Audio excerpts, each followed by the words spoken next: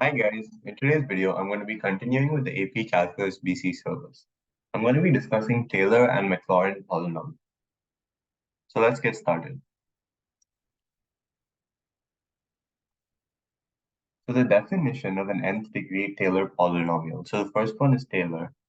So that is P of n(x) is equal to f of c, so a function at point C, plus f prime of c into x minus c, plus f double prime of c into x minus c whole squared, divided by 2 factorial, plus f triple prime c x minus c whole cubed divided by 3 factorial, and so on.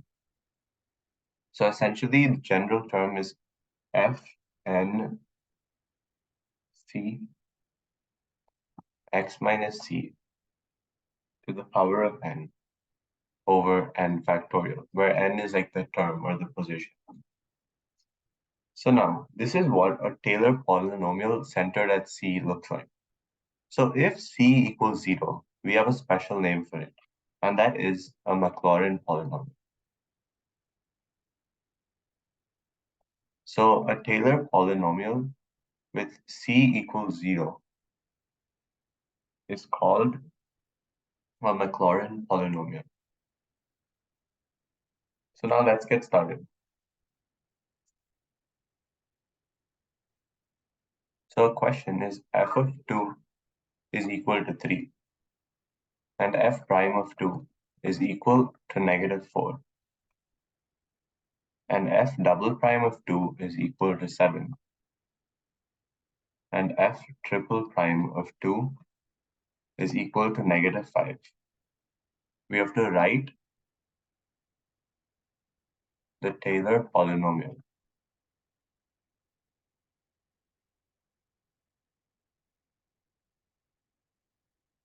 of degree 3 for f centered at 2. So we've been given some values of f of 2, f prime of 2, and so on, and we have to write out the Taylor polynomial of degree 3 for f centered at 2. So the answer is p of 3x is equal to, so this is just the way of writing the third degree polynomial. So f of 2 plus, our c value is 2 because it's centered at 2, plus f prime of 2 into x minus 2 plus f double prime 2 into x minus 2 whole squared divided by 2 factorial. So this is the first 3 terms, but they're asking for the degree 3, so we have to go until we get the cubed.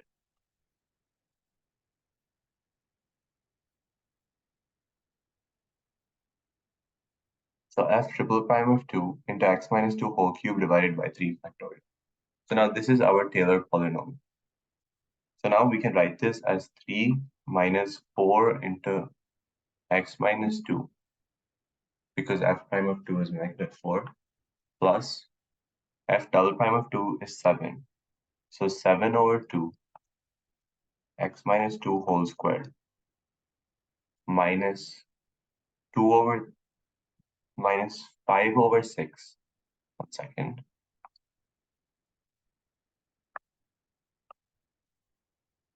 Minus 5 over 6 x minus 2 whole cubed.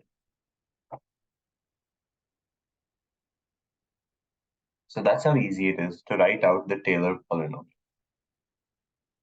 So sometimes what they might do is they might give us a function and we are going to have to derive it and then plug in our value of c into it.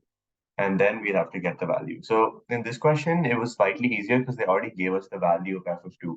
For example, if they had given us e to the power of x, we'd have to derive it, plug in the value, and then derive it again for f double prime and then derive it again. So this is how you go about solving or writing out an expression of polynomial for Taylor at a specific point where it's centered at. Okay, that's it for today's video, guys. In today's video, I introduced Taylor and Maclaurin polynomials and discussed one question. Thank you, and I hope you all have a great day. And please consider liking and subscribing.